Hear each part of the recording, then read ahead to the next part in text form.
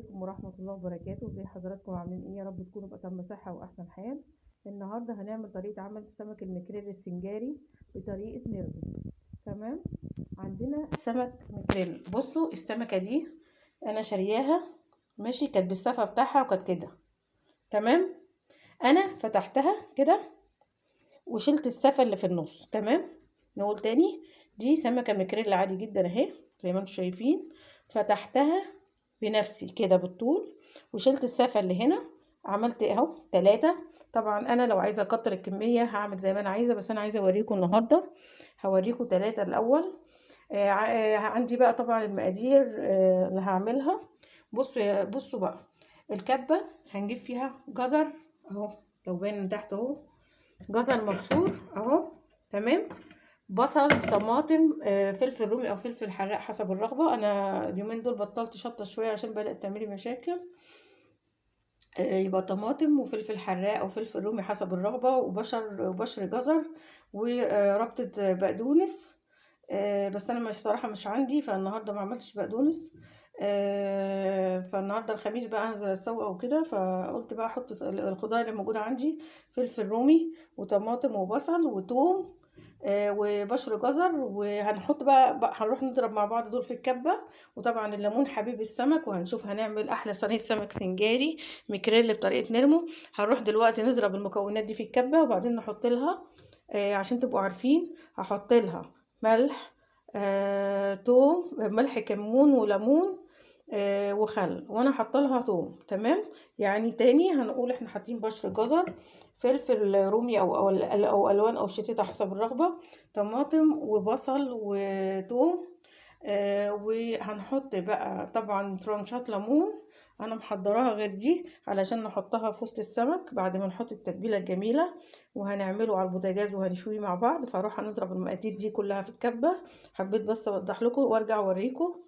بعد ما نحط لها الملح والكمون، خلي بالكم تحطوا ملح وكمون وليمون وخل.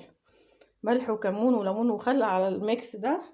هنروح نضربها مع بعض ونحط لها المقادير. يلا خليكم معايا.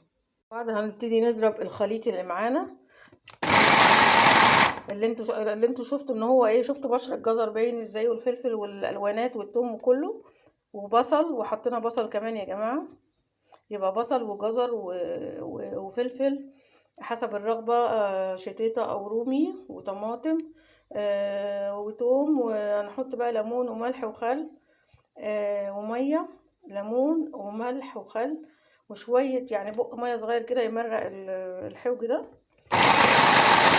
بعد ما نضرب ده كله هنحط ملح وكمون وليمون وخل. اوكي، ملح وكمون وليمون وخل على الحوج ده عشان نبتدي نوضب بيه السمك اللي عندي عشان هنشويه مع بعض. الكبه مسعفه جدا وجميله على فكره في الحاجات دي، بدل ما تقعدي تقطعي على ايدك. في ناس بتقطع المكونات على ايدها، انا اسهل لي ان انا اعمله في الكبه، بيطلع شكله لطيف في الشوي في الصينيه بعد ما اسويها على البوتاجاز واحطها في الشوايه. هنا الكبه ممكن توصل لك انك تنعم لك المقدار اهو.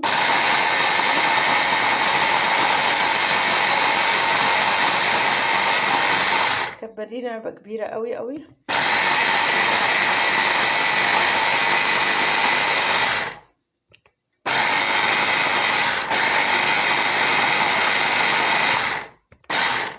تمام كده كويس، عشان تبقى المكونات ظاهره برضو شويه عندي، ميبقاش ناعم قوي زياده عن اللزوم. طبعا هحط على الميكس ده، هحطه في طبق واحط عليه كمون وليمون. خليكم فاكرين كمون وليمون وملح وخل ونقطه ميه صغيره خالص كده عشان تمرق بس الحوج. وتعالوا نحدقه مع بعض بقى بعد ما احط التوابل. خليكم معايا. هاتلكوا بقى تاني بعد ما ضربت الميكس اللي انا عملته، والطماطم وكله والبصل والثوم واللي انتوا شفتوه ده كله. تمام. وحطيت ليمون وخل وكمون وملح وشويه بق ميه صغير خالص. تمام. هاخد الميكس ده كله وهعمل كده. تمام. بصوا الميكس ده مليان كمون وجمال وحاجات جميله قوي قوي قوي. الميكس ده اللي هيدي نفس في صينيه السمك المكريل السنجاري. اوكي. بصوا نحط كتير اهو.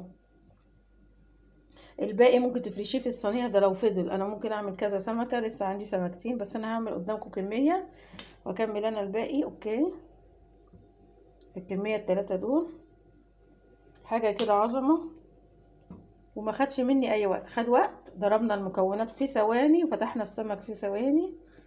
تمام. السمكه التالتة بالشكل ده. بصراحه يعني شويه توم وكمون وليمون يظبطوا اي سمك، مع جزر مع طماطم مع بصل. يعني مش محتاجه تعملي سلطه جنبه ولا رز، تاكليه حتى بالعيش كده يبقى عسل. تمام. احنا كده حطينا الميكس كله اهو، وسيبنا حبه. لو عايزه اكمل انا سمكتين عندي لسه مثلا اهو، يبقى انا كده تبلت السمك السنجاري العسل ده، وهاكله بقى بالعيش الابيض او البلدي زي ما تحبوا. وعندي طرنشات ليمون اهي، بس انا مجهزاها لبعد الشوي، او احطه وهو بيتشوي. يعني انا ممكن اعمل كده، هرص ده في الصينيه بعد ما اسيبكم. هعمل كده يا جماعه، ماشي؟ بصوا الليمون كمان يطلع مستوي، يعني بيدي نفس غير الليمون اللي انت حطاه، هيطلع مشوي في الصينيه. انا نظامي هحطه دلوقتي في الصينيه عشان تبقوا عارفين بعد ما اسيبكم، وبعدين هحط زيت عليه في الصينيه وهسويه على البوتاجاز لمده ربع ساعه. بعد كده هدخله الشوايه ياخد وش، وهتشوفوا احلى صينيه سمك سنجاري بطريقه نرمو ان شاء الله. تبقى جميله جدا جدا. تمام. الشكل كده وهو ني عسل. طبعا انا قلت دلوقتي بعد ما عملت ده كله هاخد صينيه جميله زي دي كده، واقوم حاطاه فيها اتنين مثلا، وصينيه تانية فيها اتنين تانيين عشان يكفي، عشان الصينيه صغيره. تمام. وهحط زيت واسويه على البوتاجاز ربع ساعه. خليكم معايا، وانا هوريكم حتى وانا حطها على البوتاجاز دلوقتي. وبعد كده هنحطه في الشوايه ياخد وش. اوكي، عشان هتشوفوا النهارده احلى صينيه سمك مكريل سنجاري بطريقه نرمو. اوعوا تروحوا في حته تانية. العين الصغيره حطيت اول صينيه والصينيه المقابله ليها. تمام. عملته على صينيتين لان الصينيه ضيقه مش هتاخد الاربع سمكات. اوكي، ادي سمكتين وادي سمكتين. يلا يا نرمو، هنعمل ايه بسرعه؟ الموضوع ما خدش وقت. هنحط زيت كده يا نرمو على اول صينيه. تمام. ليه؟ عشان انا هسويه على البوتاجاز ربع ساعه او تلت ساعه. هسويه على البوتاجاز وبعدين واخده وش في الشوايه. والصينيه التانية هكذا برضو. يبقى فتحنا اتنين هنا وفتحنا اتنين هنا، وشوفنا الحوج هنعمل فيه ايه، وحطينا زيت كتير عشان يستوي على البوتاجاز ربع ساعه او تلت ساعه وحسب ما يستوي وريحته تطلع. وان شاء الله نحطه بقى بعد كده ياخد وش في الشوايه. هتشوفوا احلى سمك سنجاري ان شاء الله مكريل بطريقه نرمو. حاجه كده عظمه. لما يطلع بقى مشوي قدامكم وشكله جميل كده هتاكلوا صوابعكم وراه بالعيش، هيبقى جميل جدا. خليكم معانا بعد ما نسوي ونحطه في الشوايه، هنرجع لكم تاني نوريكم احلى سمك مكريل سنجاري.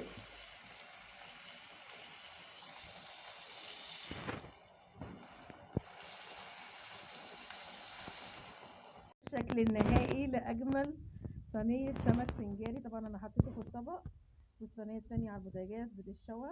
يا رب كلكم كده يكون عجبكم السمك السنجاري المشوي بطريقه نرمو. خطير وتحفه وطعمه جنان، ويتاكل بالعيش على طول كده. وهو فيه كل المكونات، مش محتاج سلطه جنبه. حقيقي تحفه جدا وروعه. يا رب الفيديو يكون عجبكم، واتمنى لو الفيديو عجبكم لو انت جديد معايا ما تنساش تنورني باشتراكك وتفعل زر الجرس عشان يوصلك كل جديد.